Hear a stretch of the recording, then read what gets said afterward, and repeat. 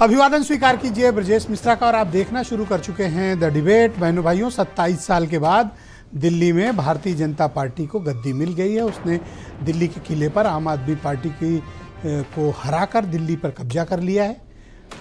12 दिन के बाद अब भारतीय जनता पार्टी का मुख्यमंत्री कल 12:30 बजे शपथ लेने जा रहा है।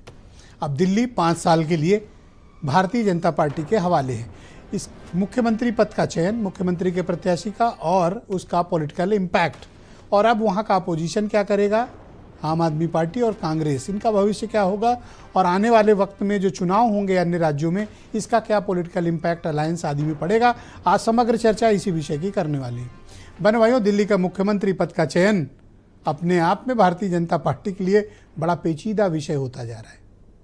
बीजेपी चुनाव के पहले भी चीफ मिनिस्टर तय नहीं कर पाई थी और अब 12 दिन बीतने के बाद भी उसे मुख्यमंत्री नहीं मिल रहा है।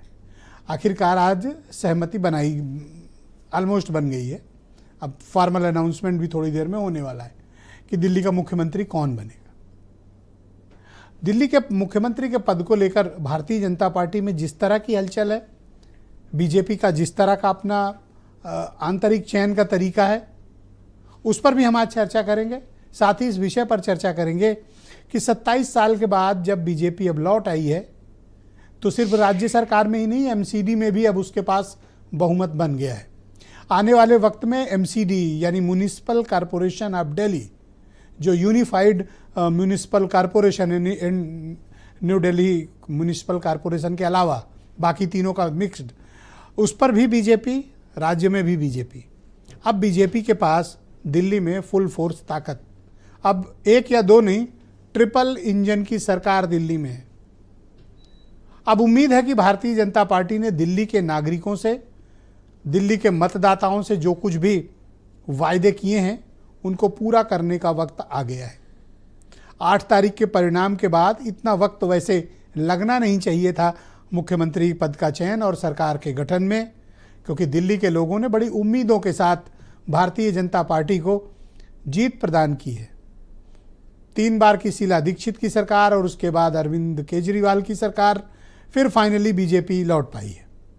लेकिन बीजेपी की इस मायने में तारीफ भी करनी पड़ेगी कि जो लड़ने की जिजीविसा और जो फाइटिंग स्पिरिट बीजेपी के भीतर है, वही इस पार्टी को आज सत्ता के शिखर तक पहुंचाने में कामयाब हो गई। एक हमला हार गए, दूसरा हमला हार गए, ऐसे 6 हमले हारने के बाद 7वीं बार भी उतनी ही ताकत के साथ बीजेपी ने आम आदमी पार्टी का मुकाबला किया और किला जीतने में कामयाब हुई। यही बीजेपी की काबिलियत विपक्ष को दबाए रखने में और या विपक्ष को से सत्ता छीनने में उसे काबिल बनाती है। शायद विपक्ष को अभी बीजेपी के काम करने की शैली, ताकत का अंदाजा नहीं है। लेकिन इन 12 दिनों के भीतर बीजेपी में भी बड़ी कश्मकश चल रही है। हालांकि बीजेपी के बारे में कहा जाता है कि कोई भी कार्य बड़े चिंतनपूर्ण तरीके से करते हैं, लेकिन तमाम जगह चिंताओं से ज़्यादा गुटबाजी भी बहुत होती है। किसे बनाया जाए इसको लेकर सहमति भी बहुत आवश्यक होती है। क्या दिल्ली में भजनलाल शर्मा या फिर मोहन यादव या विष्णु शाह जैसे लीडर को अचानक से चीफ मिनिस्टर बना दिया जाएगा, या फिर परवेश वर्मा जैसे, वीरेंद्र सचदेवा जैसे, मनोज तिवारी जैसे हाई प्रोफाइल लोगों को मुख्यमंत्री बनाया जाएगा।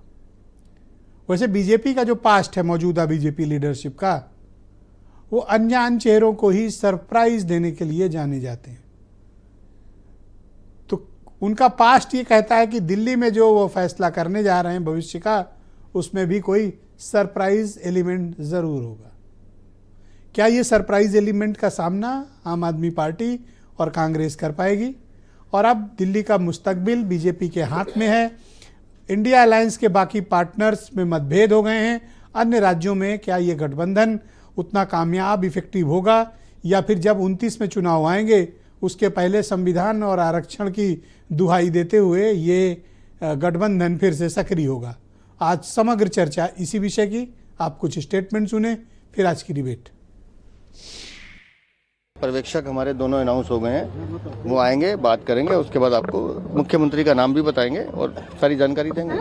ओथ का सुबह का टाइम है, माननीय प्रधानमंत्री रहेंगे, बाकी कुछ राज्यों के मुख्यमंत्री भी आ रहे हैं और हमारे केंद्रीय नेतृत्व भी रहेगा, कुछ समाज के वरिष्ठ लोग भी बुलाए हैं हमने। भारतीय जनता पार्टी किसी अच्छे व्यक्ति का चुनाव करके दिल्ली का सीएम बनाएगी और ऐसा व्यक्ति दिल्ली का सीएम बने जो दिल्ली के लोगों की उम्मीदों पे खरा उतरे। मैं यही भरोसा और यही उम्मीद कर सकता हूँ। 2 डिप्टी सीएम बनाए या 4 डिप्टी सीएम बनाए, ये तो उनकी पार्टी का अंदरूनी मामला है। भाजपा में तो लोकतंत्र का वहाँ तो तानाशाही है।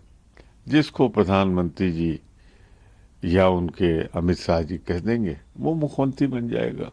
लोकतंत्र तो है ही नहीं भाजपा के अंदर इंटरनल, वरना तो उनको चुनने देते।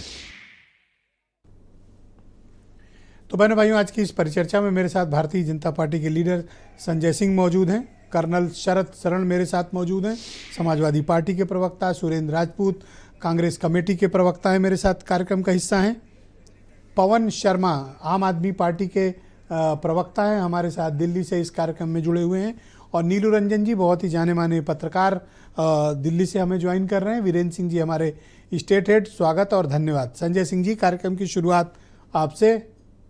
12 दिन हो गए और अभी भी आप तय नहीं कर पाए हो कि दूल्हा कौन होगा? नहीं ब्रजेश जी, आज हमें लगता है जब तक आप के साथ हम लोग डिबेट में रहेंगे तो आप ही शायद खबर सुना देंगे कि कौन नेतृत्व करेगा दिल्ली का। अच्छा, डिबेट के दौरान ही सुना दूंगा? शायद हो सकता है। शायद देखिए, अब 12 दिन तक रही बात, अब टीवी चैनल्स के लिए तो एक अच्छा वो है, कुछ ना कुछ न्यूज़ चलती रहेगी 12 दिन तक। आज उस पर विराम लग जाएगा, कल मुख्यमंत्री शपथ ले लेंगे। मैं एक बात कहना चाहता हूं कि जो भी नेतृत्व होगा वो अच्छा होगा, दिल्ली के विकास के लिए चिंता करने वाला होगा, घोटाले नहीं होंगे। सबसे बड़ा वहाँ का जो मुद्दा है, माननीय प्रधानमंत्री जी ने स्वयं कहा था कि यमुना की सफाई है, दिल्ली को एक विकसित राजधानी बनाना है, कैपिटल की तरह नजर आए, एक विकसित भारत की विकसित कैपिटल, ये हमारे मुद्दे रहेंगे। डबल इंजन की सरकार रहेगी, काम अच्छा होगा, ये दिखेगा आने वाले दिनों में। जनता तो ट्रिपल इंजन है, डबल कहाँ है? अब आज नहीं कल एमसीडी आपके कब्जे में आई जाएगी। नहीं, मेरे ख्याल से 15-20 दिन में। देखिए, जो चीज नहीं है तो उसके बारे में कहना उचित नहीं रहेगा। जो है सामने उसके बारे में बात करना जरा अच्छी बात रहती है, समझदारी वाली बात रहती है। तो मोदी जी के नेतृत्व में, भारतीय जनता पार्टी के और नेताओं के नेतृत्व में दिल्ली का जो भी मुख्यमंत्री बनेंगे वो अच्छा ही काम करेंगे, ये आप तय मान लीजिए।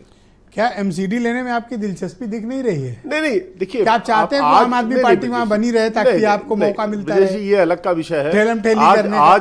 आज जो डिबेट है, आज मुद्दा है दिल्ली के मुख्यमंत्री के लिए। आज एमसीडी मुद्दा नहीं है इस डिबेट का।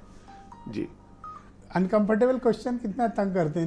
नहीं, आपका राइट है और आपके ये क्वेश्चंस अच्छे लगते हैं और आपके तो क्योंकि जवाब ही नहीं है जिस तरह से आप डिबेट कराते हैं। You are the one of the best anchor इसमें। तो मैं पवन शर्मा जी को आमंत्रित करता हूं, आम आदमी पार्टी के प्रवक्ता हैं, मुझे दिल्ली से ज्वाइन कर रहे हैं।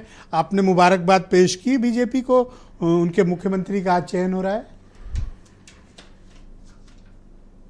जनादेश आया था, हमने भारतीय जनता पार्टी को शुभकामनाएं दे दी थी, लेकिन आज दिल्ली को पर्ची खर्ची वाला और रबर स्टैंप का मुख्यमंत्री मिलने वाला। मैं क्यों कह रहा हूं? देखिए, सारी चुनाव प्रक्रिया से निकलने के बाद एक पूरी संवैधानिक इनकी व्यवस्था होती है कि विधायक अपनी मीटिंग करके अपना एक नेता तय करते हैं, नेता चुनते हैं, और वो नेता सारे लोगों को जो जो शपथ में इन्वाइट करना चाहते हैं इन्विटेशन भेजता है। लेकिन दिल्ली के अंदर क्या हुआ, ये सारा प्रोसेस उल्टा हुआ। बिना विधायक दल की बैठक हुए, बिना विधायक दल का नेता चुने, दिल्ली के अंदर पूरे सोशल मीडिया में चल रहा है, सब जगह चल रहा है, इनविटेशन भेज दिए गए। मतलब कि ऊपर से नाम पहले तय हो गया था विधायक दल की बैठक होने से पहले।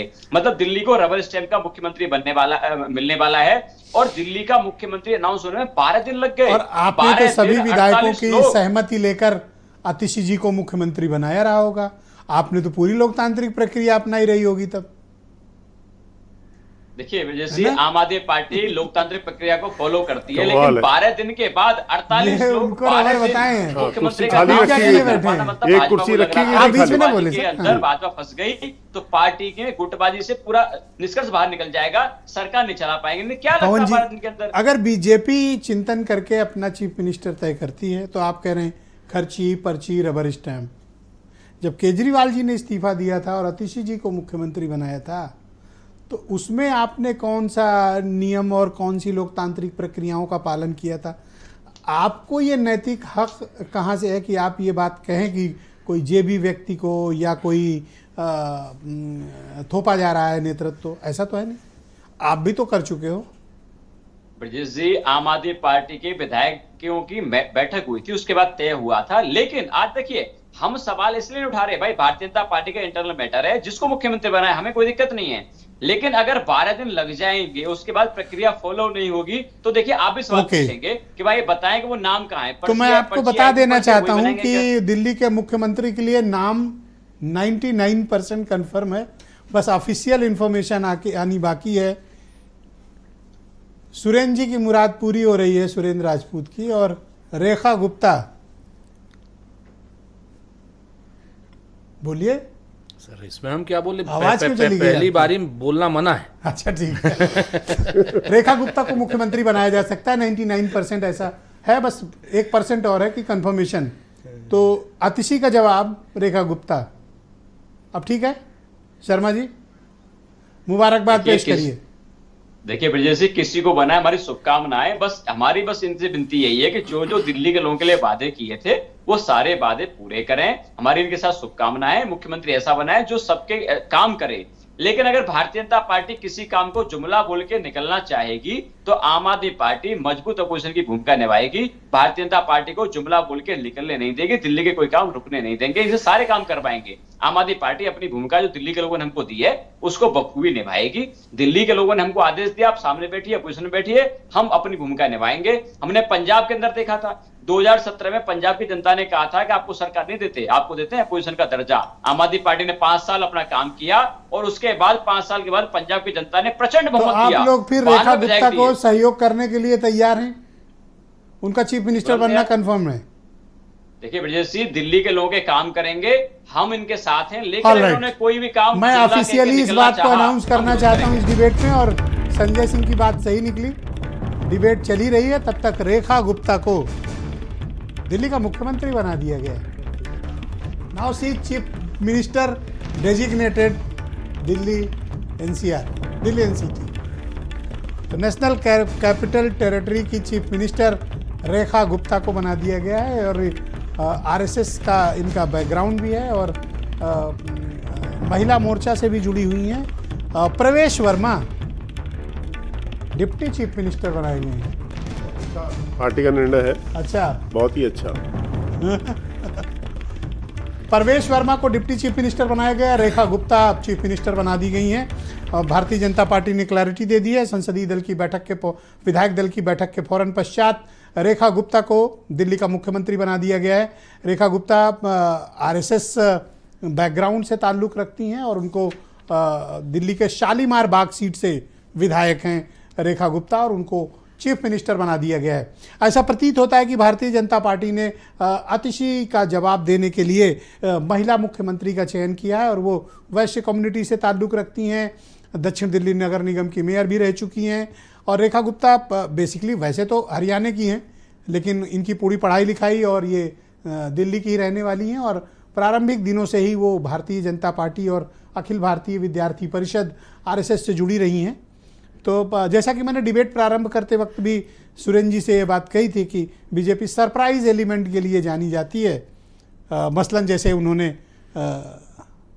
राजस्थान में किया, मध्य प्रदेश में किया, छत्तीसगढ़ में किया, लेकिन इसमें कोई दो राय नहीं है कि जब से ये भारतीय जनता पार्टी ने मुख्यमंत्री पद के कैंडिडेट का चुनाव किया, तब से कांग्रेस के खेमे में ज़रूर सन्नाटा है। सुरेंद्र राजपूत सन्नाटे में बैठे हुए हैं, अभी उनसे पूछेंगे भी हम इनके बारे में।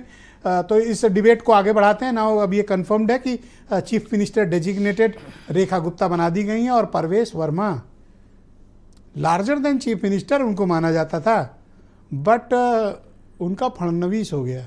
मतलब डिप्टी चीफ शिंदे वाले टाइम में हुआ, मतलब ना वो डिप्टी चीफ मिनिस्टर होंगे। भाई सुरेंद्र जी, आपको कैसे पता था कि रेखा गुप्ता बनने वाली?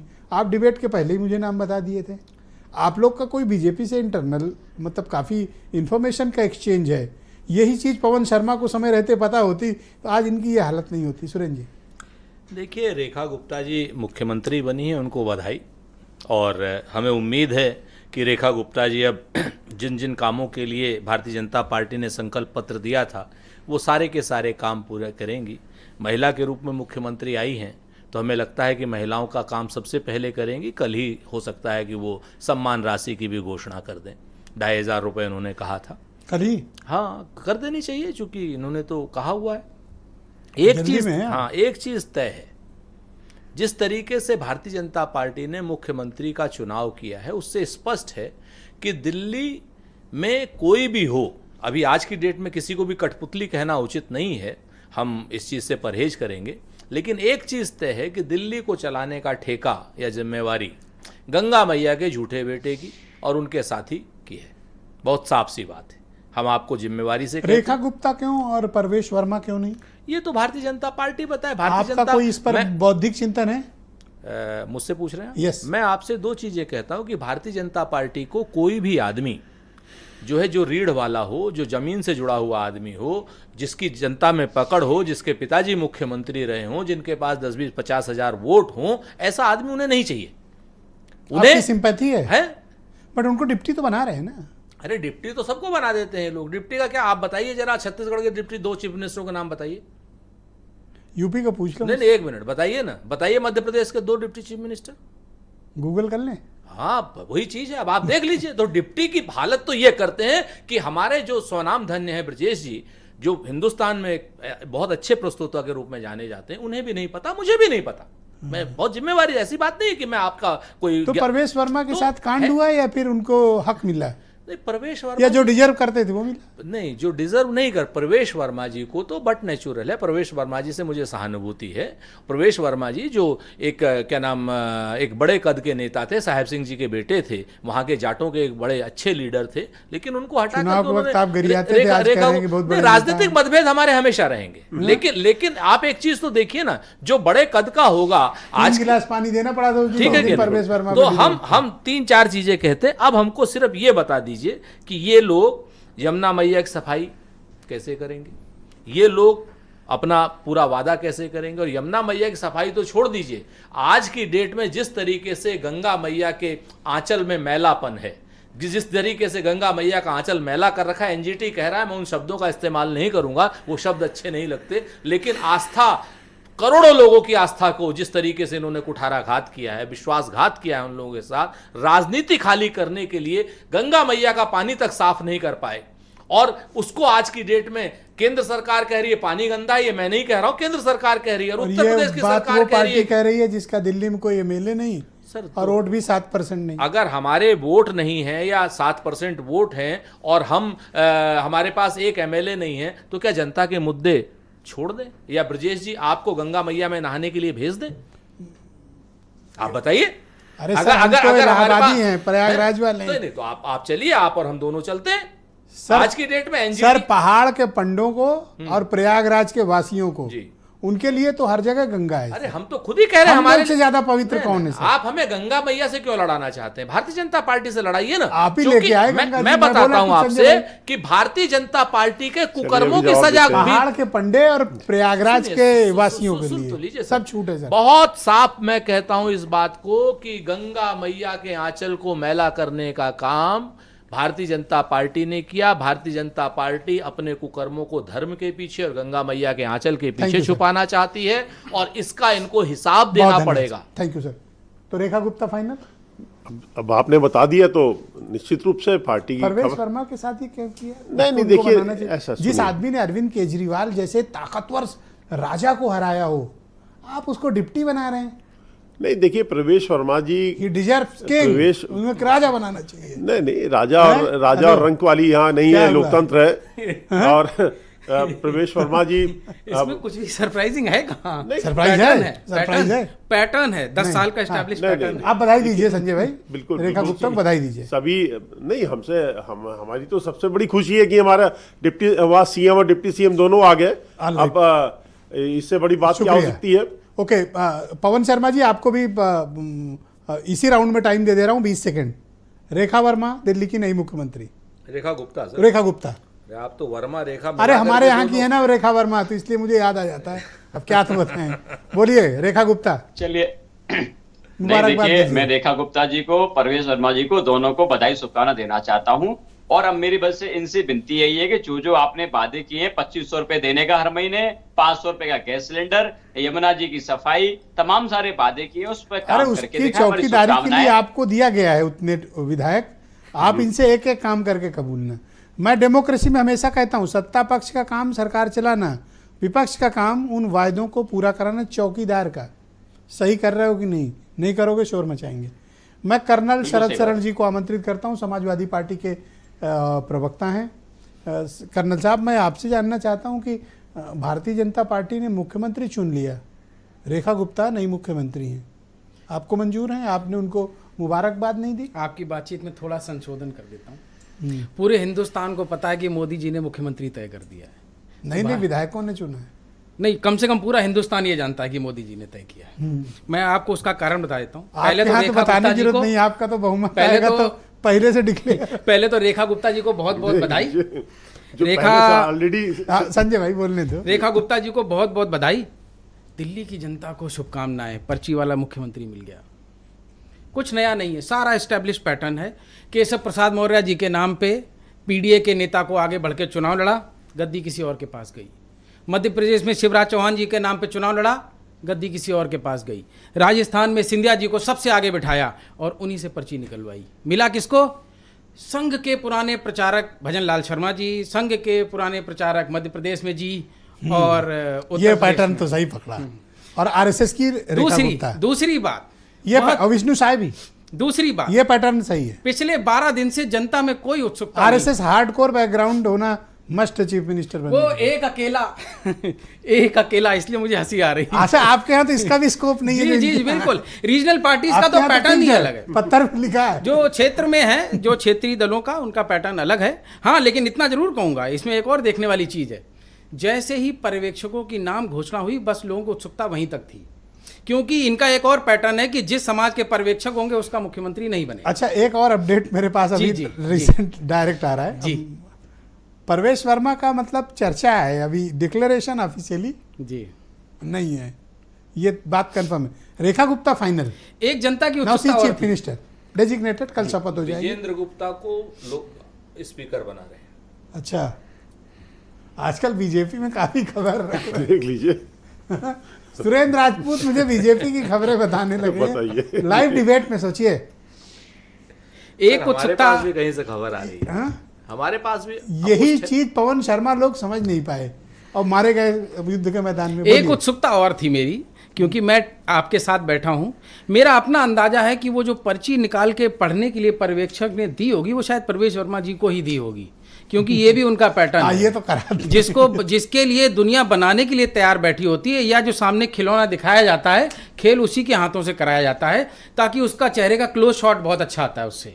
एक ये हुआ होगा। तीसरी चीज आपने नोटिस नहीं की, 7 बजे बैठक थी और प्रवेश वर्मा जी 7 बजे घर से निकले हैं। दिल्ली का ट्रैफिक है भाई, और वो दिल्ली के रहने वाले हैं, साहब जाते हैं वहीं। इंटरनेट पे एक मीम चल रहा था, अगर परवेश वर्मा को नहीं बनना है तो मान के चलिए कि पर्यवेक्षक राजनाथ सिंह बनेंगे। नहीं बने तो हम लोगों ने माना कि वो बन रहे होंगे भाई। हम लोग ये जरूर सोच रहे थे कि पीडीए को दिखा के, हमेशा नॉन पीडीए को मौका मिलता है, यहां तो पीडीए भी नहीं दिखाया गया, तो पीडीए तो दूर दूर तक होगा ही नहीं। गुप्ता तो पिछड़े ही हुए नहीं, पीडीए तो, अरे नहीं सर। अब क्या मैं जाति पे क्या चर्चा करूं? हरियाणा के गुप्ता आंकड़े हैं। अच्छा ठीक, मैं PDA नीलू का रंजन जी नहीं, को आमंत्रित PDA का करता हूँ। नंबर नहीं बहुत ही आना जाने था, माने बस इतना पत्रकार जरूर। हैं और बीजेपी जीतेगी अच्छे मार्जिन से, ये ऐसा प्रेडिक्ट करने वाले पहले पत्रकार हैं। तो मैंने सोचा आज जब शपथ हो रही है तो फाइनली हवन इन्हीं के हाथों से करा लिया जाए और दिल्ली की चर्चा को फाइनली शट डाउन किया जाए।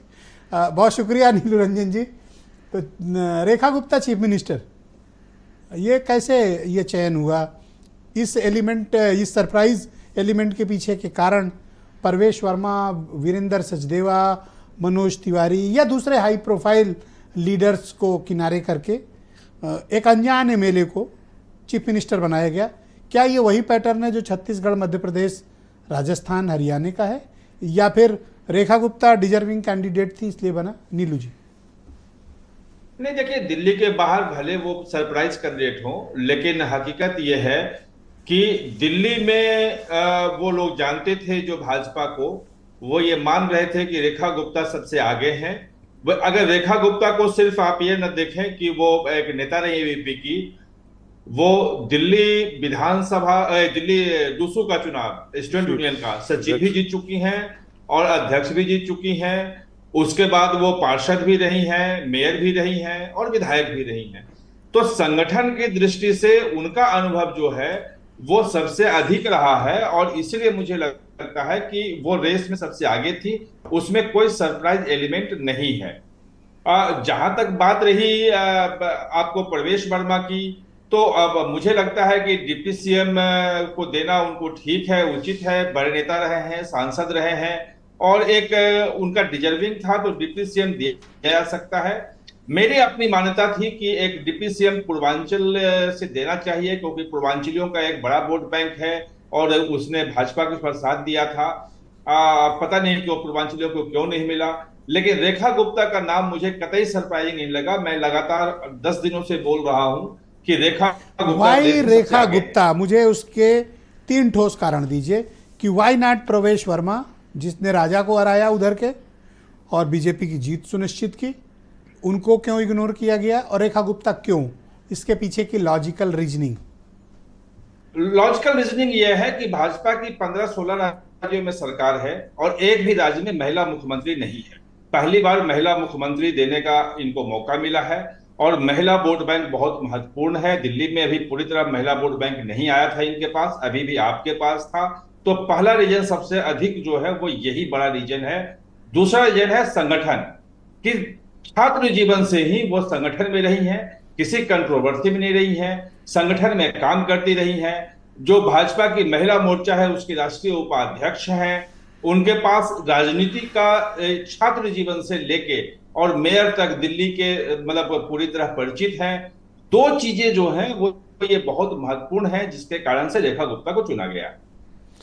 2 डिप्टी चीफ मिनिस्टर चुनने की बात चल रही है, तो एक तो चलिए मानते हैं कि परवेश वर्मा होंगे, दूसरे क्या पूर्वांचल वाले में से हो सकते हैं? अगर ऐसा है तो उधर के दावेदार क्यों?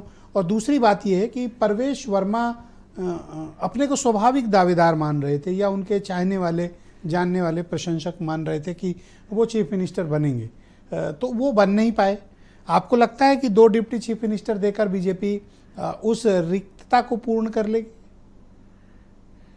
देखिए, मुझे लगता है कि पूर्वांचली को एक डिप्टी चीफ मिनिस्टर का देना चाहिए, क्योंकि पूर्वांचली वोट बैंक बहुत बड़ा है। 22-23 सीटों पे, 20 तो कम से कम सीटों पे हार जीत का फैसला पूर्वांचली तय करते हैं और पूर्वांचलियों ने बहुत ज्यादा वोट दिया था। नहीं, इस बार तो पहली बार बीजेपी को वोट दिया है। मोर देन 18 सीट, 18 या 20 सीट पूर्वांचल कम्युनिटी की बीजेपी को आई, जो पहले कभी 1 या 2 मिलती थी। ब्रजेश जी, जिस दिन रिजल्ट आया था शाम का, अगर प्रधानमंत्री का भाषण सुने तो उसमें 2 समुदायों का विशेष जिक्र किया था उन्होंने, एक महिला का और एक पूर्वांचली का विशेष जिक्र। बाकी युवा का किया, गरीब का क्या, सब तकों क्या, लेकिन इन दोनों का विशेष जिक्र उन्होंने किया था। तो मुझे लगता है देना चाहिए, लेकिन उसमें थोड़ा सा कद्दावर नेताओं की कमी है। तो सरकार मतलब क्या लेती है, उनको मंत्रिमंडल में जगह मिलता है, कैसे मिला देखना चीफ मिनिस्टर तो रेखा गुप्ता होंगी, लेकिन 2 डिप्टी चीफ मिनिस्टर बन सकते हैं। बिल्कुल बिल्कुल बिल्कुल। बीरेन जी भी हमारे साथ डिबेट में आ चुके हैं। बीरेन जी, मैं आपसे जानना चाहता हूं क्या लेटेस्ट अपडेट आपके पास मौजूद है? Rekha Gupta chief minister designate हो गई हैं, और क्या क्या अपडेट हैं, और किन किन समाज, समुदाय, वर्ग के लोगों को मिनिस्टर या पोर्टफोलियो दिए जा रहे हैं? 2 डिप्टी सीएम की भी बात कही जा रही है, क्या जानकारी है? और सबसे बड़ी बात, परवेश वर्मा राजा बनते बनते कैसे रह गए? बिल्कुल, देखिए कि मुख्यमंत्री रेखा वर्मा के नाम का ऐलान हो गया है और वो 50 साल उनकी उम्र है इस समय, और वो अनुभवी नेता के तौर पर रही हैं। वो एमसीडी में भी रही हैं, मेयर रही हैं, और इसके अलावा वो दिल्ली बीजेपी के संगठन में भी रही हैं, महासचिव और महिला मोर्चा में उपाध्यक्ष भी रही हैं। इसके अलावा विजेंद्र गुप्ता को भी संभवतः विधानसभा का स्पीकर बनाया जाएगा, उनके नाम पर भी मोहर लगी है। और प्रवेश वर्मा, जिनको माना जा रहा था कि वो मुख्यमंत्री बनेंगे, लेकिन वो उप मुख्यमंत्री बने। विरासत जरूर है, लेकिन आप एक तरफ देखिए कि दिल्ली में ये पहली बार ऐसा अवसर आएगा कि नेता सदन और नेता विपक्ष दोनों महिलाएं ही होंगी। एक ओर से रेखा गुप्ता होंगी मुख्यमंत्री, और दूसरी ओर आतिशी होंगी जो पूर्व मुख्यमंत्री हैं, वो भी नेता विपक्ष बन सकती हैं। क्योंकि अब केजरीवाल तो जीते नहीं हैं, तो अब वहाँ पर आम आदमी पार्टी कितना तगड़ा लड़ पाएगी सदन के भीतर, वैसे हो जाएगा जैसे यूपी में अखिलेश चले गए तो भाजपा हावी रहती है, वैसे वहाँ पर केजरीवाल के जाने के बाद भाजपा सदन में हावी ना हो जाए, ये भी एक बड़ा सवाल आएगा। दिल्ली में 8 तारीख को परिणाम आया था और आज 19 तारीख हो गई, मतलब 10 दिन लग गया, 11 दिन पूरा मुख्यमंत्री चुनने में। भाजपा में यही बात डर लग रही थी कि कहीं पर्ची वाला कोई आदमी ना आवे हो जो उम्मीद ना कहीं क्या पीछे बैठा हो, उसको कहे कि आओ आगे आपको मुख्यमंत्री बनाया गया। अब कई बार तो देखिए जो नौजवान तमाम सारे नेता हैं वो भी इस उम्मीद में थे कि चमत्कार हो जाएगा, लेकिन रेखा गुप्ता को लेकर थोड़ी देर पहले ये चर्चाएं शुरू हुई कि वो बन सकती हैं, तो कुछ न कुछ तो संकेत उनको रहा होगा, क्योंकि उनके घर पर जश्न का माहौल शुरू हो गया था। दिल्ली में भाजपा जिसे कहते हैं हुनूज दिल्ली दूरस्थ, तो जो भाजपा के लिए दिल्ली बहुत दूर थी, 27 साल बाद उसको सत्ता मिली है और इस सत्ता को अब उनको संभालना होगा। और एक महिला मुख्यमंत्री बनाकर उन्होंने ये भी बात अभी सही कही नीलू रंजन जी ने कि पूरे देश में उनके पास कोई महिला सीएम नहीं थी, तो एक उन्होंने दिल्ली से भी एक चेहरा दे दिया है। वैसे क्या ये सबको सरप्राइज एलिमेंट देके प्रधानमंत्री मोदी ने सबको शांत करा दिया है? क्योंकि रेखा गुप्ता का नाम आने के बाद मुझे लगता नहीं कि कोई बड़े कद का नेता विरोध करने की स्थिति में होगा, महिला वो भी इस बैकग्राउंड की। देखिए वैसे भी कोई बीजेपी में बहुत उभर नहीं पाया, जब भजन लाल बने तब भी कोई विरोध नहीं हो पाया, और तब छत्तीसगढ़ में भी ऐसे हुआ था। तो भाजपा में तो विरोध कभी हुआ नहीं है, लेकिन आम आदमी पार्टी के मुकाबले जब महिलाओं का वोट उनको लेना और लड़ाई थी, तब उन्हें रेखा गुप्ता एक अच्छी कैंडिडेट उनको लगी होंगी कि उनको आगे बढ़ाया जाए। आने वाले वक्त में भाजपा की कोशिश होगी कि 2-3 चुनाव तक और उस पर कब्जा रखा जाए दिल्ली की गद्दी पर, क्योंकि रोज रोज का जो विवाद है अब वो ख़त्म हुआ है। वैसे लेकिन ब्रजेश जी इस ओर भी थोड़ा ध्यान दीजिए कि विधानसभा चुनाव में चमत्कार लगातार जारी है। पहले हरियाणा में हुआ जहां बीजेपी को प्रचंड बहुमत मिल गया, फिर महाराष्ट्र में प्रचंड बहुमत मिल गया, और अब वही चमत्कार दिल्ली में हो गया। तो भाजपा के लिए ये बड़ा शुभ समय चल रहा है कि लोकसभा तो आपके मुताबिक रेखा गुप्ता कोई सरप्राइज एलिमेंट नहीं है बल्कि एक्सपेक्टेड? देखिए सरप्राइजिंग दिल्ली को लेकर इतना ज़्यादा कौतूहल राजस्थान की तरह या मध्य प्रदेश की तरह और राज्यों की तरह नहीं था, लेकिन ठीक है एक राज्य तो है ही है। और रेखा गुप्ता को देखिए वोट तो मोदी और अमित शाह और भाजपा के नाम पर है, तो लीडर चाहे जो बना दिया जाए, तो स्वाभाविक है कि केजरीवाल की तुलना में कोई बड़ा चेहरा भाजपा के पास उस समय भी नहीं था चुनाव में। पर मैं दिल्ली को बधाई देना चाहता हूं कि दिल्ली में चौथी महिला है जो चीफ मिनिस्टर हैं। हाँ ये भी वहाँ का लक्ष्य है। सुषमा स्वराज, एब्सोल्युटली, शीला दीक्षित, शीला जी, आतिशी, सुषमा जी, आतिशी और रेखा गुप्ता। दिल्ली ब्लेस्ड है। ब्रजेश जी इस बात से भी इनकार नहीं किया जा सकता कि पर्ची सिस्टम नहीं चला है। निकल के आते जी जी पर्ची सिस्टम चला है, भरपूर चला है, इस बात से इनकार नहीं कर सकते। लेकिन सुरेंद्र राजपूत जी बैठे हैं, ये परंपरा तो उन्हीं की रास्ता दिखाया हुआ है। जब भारत में इंदिरा गांधी ने सत्ता संभाली थी 1967 के आसपास। जी। उसके बाद से देश में एक प्रचलन शुरू हुआ कि राज्यों के मुख्यमंत्री दिल्ली से तय किए जाएंगे। और एक बार एक चर्चा आई थी कि राजस्थान में मुख्यमंत्री चुनने के लिए विधायकों का वोट कराया गया था और विधायक दल में एक व्यक्ति को 1 वोट मिला था, लेकिन वो बाद में मुख्यमंत्री बना। अच्छा, एक बात और सुरेंद्र राजपूत, आपने कही थी या शायद इन्होंने कहा था, आपने कहा था कि परवेश वर्मा, सतीश उपाध्याय और विजेंद्र गुप्ता से कहलवाया गया। हाँ, आपने कहा था कर्नल साहब, पूरा पैटर्न। अच्छा, इन तीनों से कहलवाया गया कि भाई इनको ब्रजेश जी, जो काम कांग्रेस ने किया था इसको कहते उसी हैं का पत्थर। पालन भाजपा कर रही है। कमाल और है, मतलब भाजपा ने बस आई खाली ये रियली बदल दिया। अप्रिशिएट की उन्होंने, मतलब इतना इंतजाम रखते हैं। देखिए, भाजपा ने पर्ची सिस्टम ला दिया, पहले दूसरा सिस्टम था, लेकिन बीजेपी ने महिला मुख्यमंत्री बनाकर महिलाओं को 2500 रुपया महीना देने का जो आश्वासन दिया था, उसका एक भरोसा और पुख्ता किया है कि ये वो आगे उनको इस पर अमल जल्दी से करना होगा। दूसरी सबसे बड़ी बात है कि केजरीवाल की पार्टी के लिए अब एक बड़ी मुसीबत होगी। अगर कोई पुरुष मुख्यमंत्री होता तो वो उसे आसानी से घेर सकते थे। महिला मुख्यमंत्री होने पर विपक्ष तो को क्या थोड़ा ज्यादा तैयारी अतिशी करनी घेरने पड़ेगी। में कामयाब नहीं होंगी, या आपको लगता है अतिशी रेखा गुप्ता का मुकाबला? आएंगे पवन जी, प्लीज वेट। हाँ, वीरेन जी कंप्लीट करें। लेकिन आप एक चीज समझ लीजिए कि अभी बहुत कुछ होना बाकी है इस देश में। जो आम आदमी पार्टी ये कहती है कि उसको कांग्रेस की वजह से हार का सामना करना पड़ा, वो विभिन्न राज्यों में, चाहे बिहार का इलेक्शन हो, चाहे बंगाल हो या उत्तर प्रदेश हो, अभी कांग्रेस के साथ जो उनके सहयोगी दल हैं, उनके रिश्ते कितने आगे अस्थायी रह पाएंगे, इस पर भी आम आदमी पार्टी बहुत सारा काम करेगी। इतना आसान नहीं है। लेकिन रेखा गुप्ता दिल्ली की अब नई मुख्यमंत्री हैं। कल 12 बजे उनका शपथ ग्रहण होगा। देश के विभिन्न राज्यों के मुख्यमंत्री उसमें जाएंगे। एक डिप्टी सीएम का ऐलान हो गया है, 6 लोग मंत्री बन सकते हैं। तो भाजपा को यह काम अगर चाहती तो पहले कर सकती थी, लेकिन वो लेट कर गई। जी, कंक्लूड। क्योंकि आप जानते हैं कि किसी भी पार्टी में पहले ये लोग कहते हैं रबर स्टैम्प। हर पार्टी में चाहते हैं लोग कि आज्ञाकारी नेता को कमान दी जाए।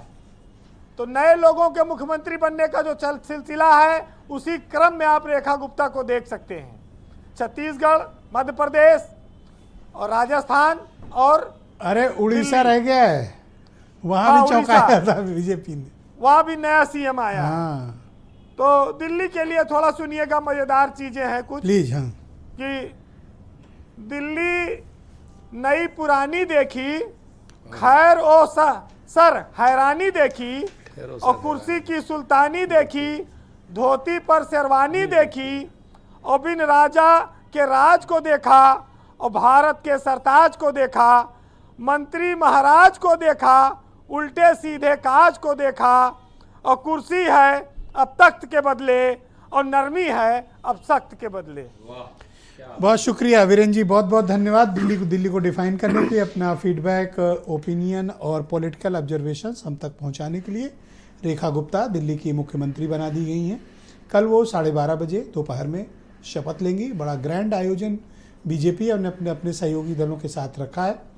ये बताया जा रहा है कि परवेश वर्मा डिप्टी चीफ मिनिस्टर बनेंगे और 6 मिनिस्टर बनाए जाएंगे, लेकिन परवेश के नाम का अभी आधिकारिक ऐलान नहीं हुआ है, बट लगभग प्रतीत होता है कि परवेश वर्मा को डिप्टी चीफ मिनिस्टर बनाया जाएगा और रेखा गुप्ता चीफ मिनिस्टर होंगी। दूसरा चरण प्रारंभ करते हैं। मेरे साथ संजय सिंह मौजूद हैं, बीजेपी के सीनियर लीडर हैं। संजय जी, तो लगभग ये कन्फर्म है, और रेखा गुप्ता को चुनने और परवेश वर्मा को इग्नोर करने के पीछे के कोई लॉजिकल रीजनिंग थी? परवेश ने तो केजरीवाल को हराया था। देखिए ब्रजेश जी, भारतीय जनता पार्टी का नेतृत्व जो निर्णय करता है वो आम लोगों के और सबके समझ के परे होता है। वो बहुत घातक, विपक्ष के लिए वो बहुत घातक सिद्ध होता है निर्णय। आप समझ लीजिए, अगर हमारे नेतृत्व घातक राजनीतिक या नहीं, मतलब और भी बहुत कुछ प्लान घातक। अब देख लीजिए, मैं घातक शब्द इसलिए कह रहा हूं कि जैसे उत्तर प्रदेश में पूजी योगी आदित्यनाथ जी, जितने भी स्टेट्स में हैं, हेमंत विश्व शर्मा जी कहीं भी ले लीजिए, विपक्ष को का सफाया कर डालते हैं वो लोग, विपक्ष को किसी लायक नहीं छोड़ते और हैं। ये तो दोनों आरएसएस बैकग्राउंड के नहीं हैं। कौन? जिनका जिक्र किया आपने। नहीं नहीं, योगी जी नॉन आरएसएस हैं। देखिए योगी जी, हेमंत विश्व शर्मा नहीं कांग्रेस बैकग्राउंड के आदमी नहीं, सवाल आरएसएस का नहीं है, एक विचारधारा का है, एक आइडियोलॉजी का है। तो अब रेखा गुप्ता जी और प्रवेश वर्मा जी ये सब केंद्रीय नेतृत्व के साथ पूरा काम करेगा। हमारा मुख्य एजेंडा है दिल्ली का विकास। पर राजा को हराने वाला राजा क्यों नहीं? नहीं, वो सवाल ये नहीं है, वो राजा लॉजिकल कहाँ थे? सवाल है। वो राजा अब रहे नीलू कहाँ रंजन थे? जी से भी नहीं, पूछा जाएगा। जेल जाने के बाद राजा रह ही नहीं गए थे वो राजा कहाँ थे? वो तो अपराधी सिद्ध हो रहे थे ना। वो अभी हमारे मित्र आपके, अभी हम लोगों को भारतीय जनता पार्टी के लिए बड़ा नैतिकता का पाठ पढ़ा रहे थे। अरे आप प्रवक्ता जो पवन शर्मा जी हैं, आपने तो नैतिकता को तार तार कर दिया था। जनता ने बड़ा भरोसा किया था केजरीवाल उन्होंने जी कब पे। कहा कि हम नैतिकता को गले लगाए हैं? नहीं, अरे वाह, अन्ना के आंदोलन आपको 36 कला आती है तो उनको 37 आती है। ईमानदारी। उन्होंने कभी क्लेम नहीं किया कि हम बहुत नैतिक लोग क्या हैं। क्या नाटक नहीं किया केजरीवाल जी ने, मतलब डिलिबरेटली बटन ऊपर नीचे लगाना, फटी चप्पल पहनना, ये करना वो करना, पूरा ड्रामा कर रहे थे। लेकिन मन में कुछ और ओवरसाइज था। शर्ट पहनना। हाँ, और पूरा नाटक किया उन्होंने। और जो इनसाइडर हैं अब आप वाले, वो कहते थे ये मुझे करने दो, ये मुझे दिखाना है जनता को। जनता को बेवकूफ समझ रखा अच्छा, था। आपके भी इनसाइडर हैं आम नहीं आदमी नहीं, पार्टी जो के जो अब आप छोड़ के आए हैं, अच्छा, मुझे जो लगा आप आपने छोड़ कुछ के आए उनके यहाँ हैं, रखे अब होंगे। वो बताते कि वो केजरीवाल तो कहते थे कि नहीं नहीं ये मैं जानबूझ के कर रहा हूँ, ये अच्छा। ऐसे ही चलने दो। अब जब और ये शीश बात में- पब्लिकली कहते अब थे वो, हाँ? शीश में नहीं, उन्हीं से कहते होंगे। अब जब शीश महल बना तो एक्सपोज हो गए केजरीवाल जी। तो पवन शर्मा जी, अब आप और रेखा गुप्ता जी के मुख्यमंत्री बनने के सहयोग बाद करें, हाँ? मैं कह रहा हूं, आज नोट कर लीजिएगा, ये और घातक सिद्ध होंगी आप लोगों के लिए। ये कह रहे हो कि धमका रहे हो? नहीं, धमका नहीं, देखिए हम लोग धमकाने का काम नहीं Political करते। language तो नहीं है। नहीं, अरे घातक बार बार घातक का मतलब क्या नहीं है? नहीं, भाई, घातक चाकू छू रहा है कोई? घातक नहीं। अब आप उसको फिर अपने हिसाब से जो डिफाइन करने ये लगे। क्यों घातक आप घातक बोल रहे हो? घातक इसलिए कि आपको आपका जड़मूल नाश होना है। आप मान लीजिए, आपको जनता आप कहीं लायक नहीं घातक छोड़ेगी। जड़मूल नाश। बिल्कुल, आपको आप Thank you. लायक है ही नहीं। ओके, पवन शर्मा आप मेरे साथ लायक मौजूद है ही नहीं हैं। कि आप थैंक यू सर, आप बहुत शुक्रिया। विपक्ष के या धन्यवाद आने सर। वाले समय की इंतजार करिए आप। धन्यवाद सर। पवन विजय शर्मा जी। जी, अब तो रेखा गुप्ता चीफ मिनिस्टर हो गई हैं। नेता प्रतिपक्ष का चयन आपके लिए काफी मुश्किलों भरा हो गया है। अब अतिशी को बनाएं या दूसरे को लाएं, ये काफी बड़ी चुनौती आपके सामने आ गई। देखिए ब्रजेश जी, सारी चुनौती कुछ नियम तय कर लेंगे, लेकिन मैं एक बात कहना चाहता हूं। आपने बहुत सारी बातें करी, बीजेपी प्रवक्ता ने सारी बातें कर दी, संजय सिंह जी ने, लेकिन एक बात अब कहना चाहता हूं कि गिद्धों के कोसने से कभी गाय नहीं मरी है। तमाम सारे गालियां दे लीजिए, हमारा नाश हो, हमारा जो मर्जी हो, लेकिन जनता तय करती है, जनता सीट पे बिठाती है, जनता सीट से उतार देती है। और ये आप सर, ना वो गिद्ध हैं और ना आप गाय हैं, सर। क्या खाना क्या पहनना है जी, जैसे क्या अब भाजपा तय करेगी क्या पहनना है क्या खाना देंगे है? सर, टाइम पे। पूरे देश में भाजपा यही कहना चाहती है, भाजपा जो कहे वो पहनो, भाजपा जो कहे वो खाओ। तो इस तरह से देश नहीं चलता है। इनको थोड़ा संयम रखना चाहिए, अपनी भाषा की थोड़ा सा संयम रखें। अब दिल्ली और देश की जनता आपको सुनती है, आपकी बातों पे गौर करती है। दिल्ली और देश की जनता से कम से कम ऐसी बातें मत करिए। नेता अब प्रतिपक्ष दिल्ली की किसे बनाएंगे आप? अगर वो 12 दिन में चीफ मिनिस्टर चुन लिए हैं तो आप तो 12 दिन में एलओपी नहीं तय कर पाए। विजय जी, पहले कम से कम दिल्ली का सीएम तो तय हो जाता। वो तो आज पर्ची खर्चे से तय हुआ है, लेकिन जैसे भी हुआ है, हम रेखा गुप्ता जी को शुभकामना देना चाहते हैं। हमारी उनके साथ सारा साथ रहेगा। वो दिल्ली के लोगों के लिए सारे काम अच्छे लीडर ऑफ करें। अपोजिशन, या फिर अब आपको अपनी रणनीति बदलेंगे? देखिए विजय जी, अभी तो हमारा सिर्फ ये है कि अभी तो नाम तय हुआ है। अभी हम सिर्फ शुभकामना देना चाहते हैं, वो दिल्ली के लोगों के लिए काम करें, अच्छे काम करें, जो भाजपा ने क्या वादा आप किया है परवेश वर्मा उनको को भी पूरा करें। शुभकामना देना चाहते हैं? देखिए, हम शुभकामना सबको है, जो जो जनता ने जिता के भेजा है, सबको शुभकामनाएं। जनता का फैसला सबसे ऊपर होता है लोकतंत्र में। हम भारतीय जनता पार्टी थोड़ी विजय जी बड़े जो खुश जनता के नजर आ फैसला रहे को हो चेंज कि कर देते परवेश हैं। को नहीं बनाया गया। ऐसा लगता है कोई मतलब कलेजे पे बर्फ रखी गई हो आपके। काफी प्रसन्नता का भाव आपके चेहरे पे दिख रहा है। विजय जी, हम तो हमेशा खुश रहते हैं। दिल्ली की जनता का आपके फैसला राजा को है। हराया, इसलिए आपको लग रहा होगा कि चलो अच्छा हुआ नहीं बना, वरना बड़ा नेता बन जाता।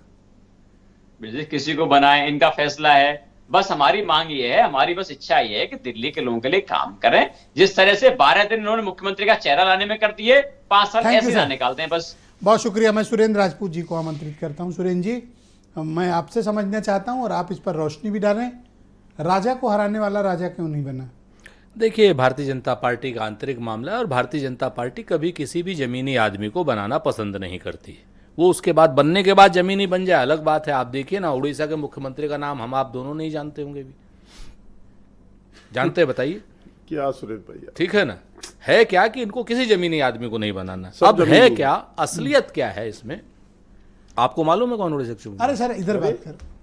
नहीं आप उस तरफ कहा जा रहे हैं, सब जमीनी है। सुन लीजिए, 10 अब जनपद वाले बस- नहीं बस- हमारे। हो गया जी, 10 जनपद से तय नहीं होते हो गया, हमारे यहाँ। दिख गया। अब आप मुद्दे की बात है सर, जो असलियत की बात, दिल्ली मिनी इंडिया है सर। ये तो आप मानते हैं सभी लोग। हिंदुस्तान के हर जगह का बाशिंदा दिल्ली में रहता है। दिल्ली है मिनी इंडिया और दिल्ली में अब ट्रिपल इंजन की सरकार है। दिल्ली में अब जो होगा वो हिंदुस्तान देखेगा और उसका असर हिंदुस्तान में पड़ेगा। अगर दिल्ली को ये बनाएंगे, दिल्ली को ये अपने वादे पूरे करेंगे तो हिंदुस्तान में इनकी अच्छी बातें जाएंगी। अगर दिल्ली में ये कहीं पर भी ट्रिपल इंजन, अब कोई बहाना नहीं है इनके पास। इनके पास एमसीडी भी इनके पास है, इनके पास दिल्ली की सरकार भी है, इनके पास केंद्र की सरकार भी है। कोई बहाना इनके पास नहीं है। सड़क भी गड्ढा मुक्त होनी चाहिए, हवा भी साफ होनी चाहिए, यमुना भी साफ होनी चाहिए, दिल्ली का एडमिनिस्ट्रेशन भी अच्छा होना चाहिए, महिलाओं को क्या नाम सम्मान भी मिलना चाहिए, उनको अनुग्रह राशि भी मिलनी चाहिए, 500 रुपए का सिलेंडर भी मिलना चाहिए। बैठने तो दो गद्दी पे है नहीं सर, हम तो अब तो बैठे हुए हैं सर। ये तो कब से एमसीडी में कब से बैठे हुए हैं। और एमसीडी पे तो आम आदमी पार्टी आपकी दोस्त है। नहीं सर, एमसीडी में 115 होगा। अभी इन्होंने सत्ता परिवर्तन करा लिया है, अभी बस खाली मेयर का हटना बाकी है। बस 115 हो गए हैं इनके। और प्लस जब राजा हटेगा तब दूसरा राजा बनेगा। बना देंगे सर वो तुरंत, कोई दिक्कत नहीं। अब राजा बिल्कुल इस समय वो है, डिफंक्ट है। काफी चिड़े हुए दिख रहे हैं आप इस चीज को जान लीजिए। आप काफी चिड़े हुए दिख रहे हैं। दिल्ली की नहीं, हम चिड़े नहीं हैं। हम तो सर लोकतंत्र की खूबसूरती को सलाम करते हैं। लोकतंत्र एक ऐसा है कि आज की डेट में जहां से भारतीय जनता पार्टी अपने आप को बहुत मजबूत मान रही है, वहीं से भारतीय जनता पार्टी का जुलूस निकलना शुरू आप होगा। इसलिए खुश हो सकते हैं केजरीवाल को गिरा लिया। मैंने आपसे कहा ना कि जहां से भारतीय जनता पार्टी, चुनाव खत्म हो चुका है, भारतीय जनता पार्टी जहां से अपने आप को सबसे ज्यादा मजबूत समझ रही हार कर भी है, खुश हैं वहीं से भारतीय जनता पार्टी का जुलूस निकलना शुरू कि होगा। पवन शर्मा को और खेलने जिस में तरीके से आस्था के इन्होंने कुंभ को, इन्होंने बिल्कुल गंदगी का, बंद इंतजामी का, लोगों के मारने का, हादसे का कुंभ बना दिया, यहां से इन लोगों की शुरुआत होगी पतन की। आने वाले समय में इनका पतन, सर आप ठीक है, जहां कुंभ की बात करते हैं आप, जो सर, मैं तो वही कहता हूं, सीएम ऑफिस से फोन आ जाता है। देखो कोई वही आ गया अंदर, कोई फोन आप जान लीजिए अंदर आ गया। आप वो चर्चा कर रहे पीसीआर हैं ने दिल्ली बता की, दिया ठीक? कि साहब कुंभ के और मामले में इनको- कहो, कुंभ के मामले में कहो कि पानी अच्छा, पीने कितनी योग्य देर है। बोलना चाहते हो आप? सर कुंभ के मामले में आपको आप बताना, कितने वक्त बोलना सिर्फ अपने चाहते कोई हैं? नहीं, मैं हम फ्री तो- हैंड टाइम देने कुंभ का जवाब मैं दूंगा। हाँ, ठीक है ना। कुंभ के मामले में जहां बात सेकंड राउंड आती का टाइम है, वक्त कम है।